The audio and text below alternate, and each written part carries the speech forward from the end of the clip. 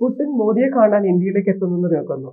ഒരു വശത്ത് അസീം മുനീർ ഓടി ട്രംപിനെ കാണാൻ ഓടുന്ന സമയത്ത് ഇവിടെ പുടിൻ വന്നിട്ട് ഇന്ത്യയും റഷ്യയും തമ്മിലുള്ള ബന്ധം കുറച്ചും കൂടി ഉറപ്പിക്കുന്നു എന്നുള്ള ഒരു മെസ്സേജ് അല്ലേ നമുക്ക് കിട്ടുന്നത്.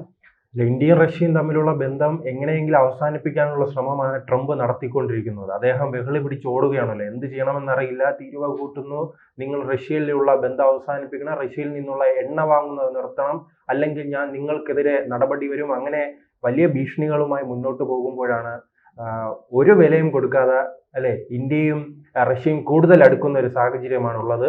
അതിന്റെ ഭാഗമായി തന്നെ ഇത്തരം വലിയ പ്രശ്നങ്ങളും വെല്ലുവിളികളും ഒരു ഭാഗത്ത് ട്രംപ് നടത്തുമ്പോഴാണ് ഈ അജിത് ഡോവൽ അവിടെ എത്തി പുടിനുമായി കൂടിക്കാഴ്ച നടത്തുന്നു. അതിന് പിന്നാലെയാണ് ഇപ്പോൾ ഒരു പ്രസ്താവന വന്നിരിക്കുന്നത്, ചില വിവരങ്ങൾ പുറത്തു വരുന്നത്. റഷ്യയുടെ പ്രസിഡന്റ് പുടിൻ ഇന്ത്യ സന്ദർശിക്കുമെന്ന്. ഈ വർഷം തന്നെയാണ് അദ്ദേഹം ഇന്ത്യ സന്ദർശിക്കുക. ചിലപ്പോൾ എനിക്ക് തോന്നുന്നു അദ്ദേഹം മാത്രമല്ല, തിരിച്ച് മോദിയും റഷ്യയിലേക്ക് പോകാനുള്ള സാധ്യതയുണ്ട്. ഇപ്പോൾ ചൈനയുമായി ഇന്ത്യ അടുക്കാൻ ശ്രമിക്കുന്നു. ഉടൻ തന്നെ മോദി ചൈന സന്ദർശിക്കുന്നുണ്ടല്ലോ. അതിന് സമാനമായ ഒരു രീതിയിൽ തന്നെ ചിലപ്പോൾ മോദി റഷ്യയും സന്ദർശിക്കും. കാരണം ഇന്ത്യക്ക് വലുത് ഇന്ത്യയുടെ നിലനിൽപ്പാണല്ലോ. ഈ ട്രംപിന്റെ കോമാളിത്തനങ്ങളും വെല്ലുവിളികളും കണ്ട് ഇന്ത്യയുടെ ജനങ്ങളെ അങ്ങ് ട്രംപിന് വിട്ടുകൊടുക്കാൻ കഴിയുമോ? നമുക്ക് ഉറച്ച നിലപാടുണ്ട്. ആ ഉറച്ച നിലപാടിൽ തന്നെയാണ് ഇന്ത്യയുടെ ഇപ്പോൾ നീക്കങ്ങൾ നടത്തുന്നത്. അതുകൊണ്ട് തന്നെയാണ് അദ്ദേഹത്തിന് വില കൽപ്പിക്കുന്നില്ല. നിങ്ങൾ തീരുവ ചുമത്തണമെങ്കിൽ ചുമത്തിക്കോളൂ, ഞങ്ങളെ എണ്ണ വാങ്ങാം, ഞങ്ങളുടെ കാര്യങ്ങളും ഞങ്ങൾക്ക് കാര്യങ്ങൾ അറിയാം. ആയുധപരമായാലും ആയുധ വ്യവസായമായാലും ഈ എണ്ണയുമായി ബന്ധപ്പെട്ടാലും ഇന്ത്യ കൂടുതൽ അടുക്കുന്ന റഷ്യയുമായാണ്. ഈ 2000 ചരിത്രം പരിശോധിക്കുമ്പോൾ തന്നെ നമുക്കറിയാമല്ലോ, എല്ലാ കാലത്തും ഇന്ത്യക്ക് സഹായവുമായി ആദ്യം ഓടിയെത്തുന്ന രാജ്യത്തിന്റെ പേര് സോവിയറ്റ് യൂണിയൻ ആയിരുന്നു. പിന്നീട് അത് റഷ്യയായി മാറുകയാണ് ചെയ്തത്. അമേരിക്ക എല്ലാ കാലത്തും ഇന്ത്യയെ ചതിക്കാനാണ് ശ്രമിച്ചിട്ടുള്ളത്. പിന്നിൽ നിന്ന് കുത്തുവാനോ. അവരുടെ പങ്കാളി പാകിസ്ഥാനാണ്. പാകിസ്ഥാനെ വലിയ രീതിയിൽ ഉയർത്തിക്കൊണ്ടു നടക്കുന്നത് കണ്ടിരുന്നു. പിന്നീടായിരുന്നല്ലോ ഈ വേൾഡ് ട്രേഡ് സെന്റർ ആക്രമിച്ച ഭീകരവാദിക്ക് ആ മണ്ണിൽ സൗകര്യം ഒരുക്കി കൊടുത്തു എന്ന് പറഞ്ഞപ്പോഴാണ് ഇവർക്ക് ബോധോദയം ഉണ്ടായത്. ഭീകരവാദ പ്രവർത്തനങ്ങൾക്ക് ഏത് രാജ്യമാണ് പിന്തുണ നൽകുന്നതെന്നും ഭീകരവാദ പ്രവർത്തനത്തിന്റെ ഇര ഏത് രാജ്യമാണെന്നും തിരിച്ചറിഞ്ഞതിന് പിന്നാലെ ആയിരുന്നു അവർ ഇന്ത്യയുമായി അടുക്കാൻ ശ്രമിച്ചത്. പ്രത്യേകിച്ച് നരേന്ദ്രമോദി വന്നതിന് ശേഷം അമേരിക്കയുമായി കൂടുതൽ പുതിയൊരു കാല പശ്ചാത്തലത്തിൽ റഷ്യക്ക് പഴയ ആ കരുത്തില്ല. അമേരിക്ക ആണെങ്കിൽ ആ കരുത്തോടു കൂടി തന്നെ നിൽക്കുമ്പോഴായിരുന്നു ഇന്ത്യ ഈ അമേരിക്കയുമായി അടുക്കാൻ ശ്രമിക്കുന്നത്. പക്ഷെ അദ്ദേഹം ഈ രണ്ടാമത് വന്നപ്പോ, ആദ്യത്തെ ട്രംപുമായി ബന്ധപ്പെട്ട് പരിശോധിച്ചാൽ അറിയാം, ഇന്ത്യയുമായും നരേന്ദ്രമോദിയുമായി വലിയ സൗഹൃദം സൂക്ഷിക്കുന്ന ഒരു രാജ്യമായിരുന്നു. അതുകൊണ്ട് തന്നെയാണ് രണ്ടാമതും ട്രംപ് വരണമെന്ന് ഇന്ത്യ ആഗ്രഹിച്ചതും. ഇതിന്റെ നാം ആഭ്യന്തരമായി പരിശോധിക്കുകയാണെങ്കിൽ ബൈഡന്റെ ഭരണകാലത്ത് വലിയ രീതിയിൽ സാമ്പത്തികമായി ആ രാജ്യം തകർന്നു. അങ്ങനെ തകർന്ന് തരിപ്പണമായ ഒരു രാജ്യത്തെ രക്ഷിക്കണമെങ്കിൽ ഈ അറബ് രാജ്യങ്ങളുടെയും ഇസ്ലാമിക രാജ്യങ്ങളുടെ പിന്തുണ അമേരിക്കയ്ക്ക് കൂടിയേ തീരുള്ളൂ. അതുകൊണ്ട് തന്നെയാണ് അദ്ദേഹം ഇപ്പോൾ ഇസ്ലാമിനെ പുകഴ്ത്തിയും അതോടൊപ്പം തന്നെ ആദ്യത്തെ ട്രംപിന്റെ 4 വർഷം നാം തന്നെ ചിന്തിച്ചിട്ടുണ്ട്, ഇയാൾ എന്താണ് ഈ ഇസ്ലാമിനെ ഇങ്ങനെ ഇത്രയും മോശമായി ചിത്രീകരിക്കുന്നതെന്ന് നാം തന്നെ ചിന്തിക്കുന്ന ഒരു സമയമുണ്ടായിരുന്നു. പക്ഷെ ഇപ്പോൾ അടിമുടി അദ്ദേഹം മാറിയിട്ടുണ്ട്. അദ്ദേഹത്തിന്റെ സൗഹൃദ രാജ്യങ്ങളുമായി എല്ലാം അദ്ദേഹം പിണങ്ങുകയാണ്. ഈ ആദ്യം ഈ നമ്മുടെ ട്രംപ് അധികാരത്തിൽ വന്നപ്പോൾ തന്നെ പല വിമർശനങ്ങൾ ഉണ്ടായിരുന്നുണ്ട്. പ്രതിപക്ഷ പാർട്ടികൾ ഉന്നയിച്ചത് ആ തെരഞ്ഞെടുപ്പിൽ റഷ്യയുടെ ഇടപെടൽ ഉണ്ടായി, തെരഞ്ഞെടുപ്പ് കാലത്ത് റഷ്യയുടെ ഇടപെടൽ ഉണ്ടായെന്ന് വലിയ വിമർശനം ഉണ്ടായിരുന്നു. ആ വിമർശനം ഉണ്ടായിരുന്ന സമയത്ത് അദ്ദേഹം പുടിനെ സന്ദർശിക്കുകയാണ്. റഷ്യയുമായി ബന്ധം വലിയ രീതിയിൽ ഊഷ്മളമായ ബന്ധം സ്ഥാപിക്കാൻ ശ്രമിക്കുന്നു. ട്രംപ് അടുത്ത 2ാം ഘട്ട ഭരണത്തിൽ വന്നപ്പോൾ റഷ്യയെ പിണക്കുകയാണ്, ഇന്ത്യയെ പിണക്കുന്നു. അതോടൊപ്പം തന്നെ ചൈന അവർ മുൻകാലങ്ങളിൽ ശത്രുവാണ്. ഇറാനുമായും ഗൾഫ് രാജ്യങ്ങളുമായെല്ലാം ബന്ധം സ്ഥാപിക്കാൻ ശ്രമിക്കുന്ന ഒരു സാഹചര്യമുണ്ട്.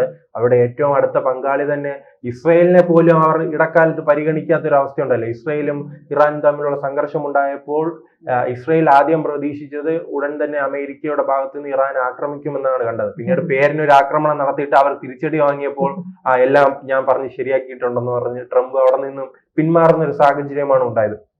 ആ രീതിയിൽ പരിശോധിക്കുകയാണെങ്കിൽ ഈ ട്രംപിന്റെ വെല്ലുവിളികൾക്ക് ഇന്ത്യ നരേന്ദ്രമോദി വിലയാണ് കൽപ്പിക്കുന്നത്. അതിന്റെ തുടർച്ചയായി തന്നെയാണ് ഈ പുടിൻ വരുന്നത്. പുടിൻ വരുന്നതിനോടൊപ്പം തന്നെ ചേച്ചി ആദ്യം സൂചിപ്പിച്ച കാര്യമുണ്ട്. അസീം മുനീർ 2ാം തവണയും പാകിസ്ഥാൻ സന്ദർശിക്കാൻ പോവുകയാണ്. ഓപ്പറേഷൻ സിന്ദൂറിന് പിന്നാലെ അസീം മുനീർ ഓടിയെത്തുകയാണ് അമേരിക്കയിലേക്ക് ഓടിയെത്തുന്നു. അവിടെ വലിയ സ്വീകരണം നൽകുന്നു.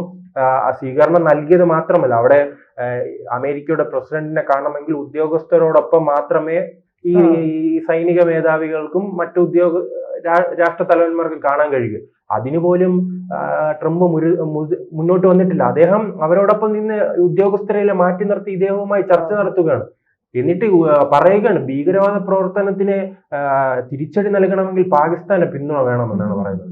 ഇത്രയും ഇദ്ദേഹം പണ്ട് കൊറോണയുമായി ബന്ധപ്പെട്ട വലിയ മണ്ടത്തനങ്ങൾ വിളിച്ചു പറഞ്ഞിട്ടുണ്ട്. അതിനേക്കാൾ വലിയ മണ്ടത്തനമാണ് ഇത്.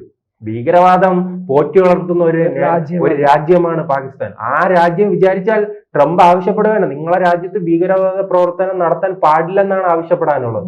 അല്ലാതെ തീവ്രവാദ പ്രവർത്തനങ്ങൾക്കെതിരായി പാകിസ്ഥാൻ മുന്നിൽ നിൽക്കണമെന്ന് പറഞ്ഞാൽ അത് എങ്ങനെയാണ്? ഇതല്ലേ കള്ളന് താക്കോൽ ഏൽപ്പിക്കാതെ ചൊല്ലില്ലേ, അതായിരിക്കും ചിലപ്പോൾ ട്രംപ് അവിടെ എടുക്കുന്നത്. അത് അങ്ങനെയാണെങ്കിൽ വേൾഡ് ട്രേഡ് സെന്റർ ആക്രമിച്ച പ്രതിക്ക് ആ ഭീകരവാദികൾക്ക് അഭയം കൊടുത്ത ഒരു നാടാണ് പാകിസ്ഥാൻ. അപ്പോൾ അന്ന് മരിച്ചവരോട് ചെയ്യുന്ന ട്രംപിന്റെ ഏറ്റവും വലിയ ക്രൂരതയായിരിക്കും. അത് ചോദ്യം ചെയ്യാനുള്ളത് അവിടുത്തെ ജനങ്ങളാണ്. അവർ താമസിയാതെ ചോദ്യം ചെയ്യുകയുമായിരിക്കും. മറ്റൊരു കാര്യം, ഈ ട്രംപിന് 2ാം തവണയാണല്ലോ. അദ്ദേഹത്തിന് അറിയാം തനിക്ക് ഇനി പ്രസിഡന്റ് ആകാൻ അവസരമില്ല, അതുകൊണ്ട് തന്നെ ഞാൻ ഇത് അവസാന കളി കളിക്കാൻ ഇറങ്ങി തിരിച്ചിരിക്കുന്നു എന്നായിരിക്കും ചിലപ്പോൾ ധാരണ. എന്ന് പറഞ്ഞാൽ അദ്ദേഹത്തിന്റെ പാർട്ടിയെ സംബന്ധിച്ചിടത്തോളം ഇത്തരം പ്രവർത്തനങ്ങൾ ആ പാർട്ടിയുടെ അടിത്തറ തന്നെ പൂർണ്ണമായി തകർക്കുന്ന ഒരു സാഹചര്യത്തിലേക്ക് പോകും. അത്തരം പ്രവർത്തനങ്ങളാണ് അദ്ദേഹം ചെയ്യുന്നത്. പക്ഷെ ഇന്ത്യ പുതിയൊരു സഖ്യം രൂപീകരിക്കാനുള്ള ശ്രമത്തിലാണ്. ചൈനയുമായി കൂടുതൽ അടുക്കാൻ ശ്രമിക്കുന്നു, റഷ്യയുമായി അടുക്കാൻ ശ്രമിക്കുന്നു, അതോടൊപ്പം തന്നെ ആഫ്രിക്കൻ രാജ്യങ്ങളുമായി അടുക്കാൻ ശ്രമിക്കുന്നു, യൂറോപ്പിലെ പല രാജ്യങ്ങളുമായി അടുക്കാൻ ശ്രമിക്കുന്നു.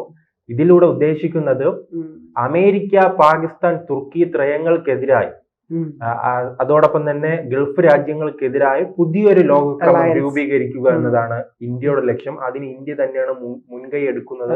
അതിന്റെ ഒരു തുടക്കമായിരുന്നു ഈ അജിത് ഡോവൽ റഷ്യയിലെത്തി പുടിനുമായി ചർച്ച നടത്തുന്നത്. ഇപ്പോൾ ചൈനയിലെത്തി നരേന്ദ്രമോദി സന്ദർശിക്കാൻ പോകുന്നത്, പുടിന്റെ ഇങ്ങോട്ടുള്ള വരവും അതിലൂടെ വ്യക്തമാണ്. അമേരിക്ക എല്ലാ കാലത്തും പോലീസായിരിക്കാമെന്ന് ചിന്തിക്കണ്ട. കാരണം ഈ റഷ്യയും ചൈന, ഇന്ത്യ, ഈ 3 ബ്രസീൽ ഉൾപ്പെടെയുള്ള രാജ്യങ്ങൾ ഒന്നിക്കുകയാണെങ്കിൽ ജനസംഖ്യയുടെ ഭൂരിപക്ഷവും ഈ രാജ്യങ്ങളിലാണ്. ഈ രാജ്യങ്ങൾ പരസ്പരം കച്ചവടവുമായി മുന്നോട്ട് പോയാൽ ഈ രാജ്യങ്ങൾ തന്നെയാണ് വലിയ മാർക്കറ്റ്. അപ്പോൾ ഇന്ത്യയുടെ സാധനങ്ങൾ റഷ്യയിലും ബ്രസീലിലും ചൈനയിലും വിൽക്കാം, ചൈനയുടെ സാധനങ്ങൾ മറ്റു രാജ്യങ്ങളിൽ വിൽക്കാം. ഇതിൽ അമേരിക്ക വെറും ഒരു പാവയായി മാത്രം രൂപപ്പെടുന്ന ഒരു സാഹചര്യമായിരിക്കും ഉണ്ടാകുന്നത്.